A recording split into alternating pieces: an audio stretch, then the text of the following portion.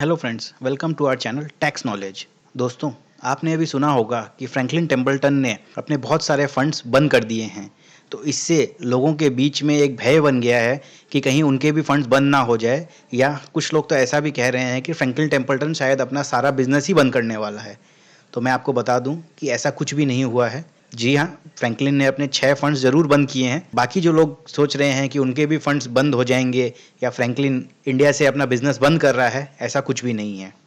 तो आज मैं आपको इस वीडियो के थ्रू ये बताऊंगा कि एक्चुअली हुआ क्या है और इसका आपके ऊपर क्या इम्पैक्ट पड़ेगा। इससे पहले कि मैं आगे बढ़ूं, मैं आपसे रिक्वेस्ट करूंगा कि आप हमारे चैनल को सब्सक्राइब, लाइक और शेयर करें। इसके अलावा बेल आइकन को प्रेस करें ताकि आपको हमारे वीडियोस के रेगुलर अपडेट्स मिलते रहें।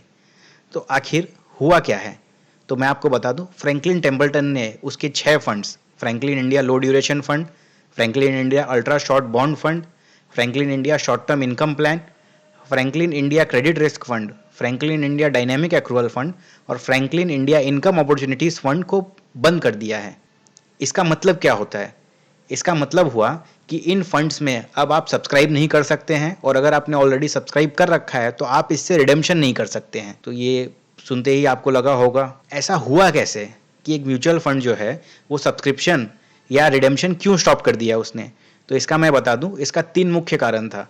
अभी जो मैंने आपको म्यूचुअल फंड्स के 6 नाम बताए फ्रैंकलिन के, उन फंड्स का सब्सटेंशियल पोर्शन जो था वो लोअर क्रेडिट रेटेड कॉर्पोरेट्स को एज ए लोन दिया हुआ था, यानी कि जिनकी कॉर्पोरेट रेटिंग्स AAA+ से कम की थी उनको दिया हुआ था। आप तो जानते ही हैं, पिछले कुछ समय से इकोनॉमी की जो हालत है और क्रेडिट की जो फैसिलिटी की हालत है बहुत कमज़ोर थी। तो इन फंड्स के ऊपर बहुत ज़्यादा प्रेशर आ गया था, क्योंकि इसके जो सब्सक्राइबर्स थे वो अपना बेस शिफ्ट कर रहे थे लो क्वालिटी डेट फंड से हाई क्वालिटी डेट फंड में। इसका मतलब होता है कि जिन म्यूचुअल फंड्स का इन्वेस्टमेंट हाई रेटेड फंड्स, यानी कि मान लीजिए AAA बॉन्ड्स में लगा हुआ है या गवर्नमेंट बॉन्ड्स में लगा हुआ है, उसमें शिफ्ट कर रहे थे।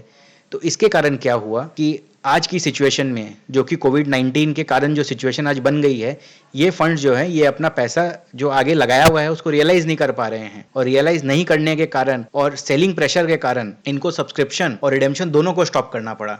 क्योंकि अगर ये नहीं करते तो इनको अपना जो अंडरलाइंग जो पेपर्स है, जो इन्होंने आगे लोन दे रखा है, उसको बहुत कम दामों में बेचना पड़ता, जिसके कारण इन्वेस्टर्स को बहुत बड़ा लॉस हो सकता था। तो अब पैसे का क्या होगा?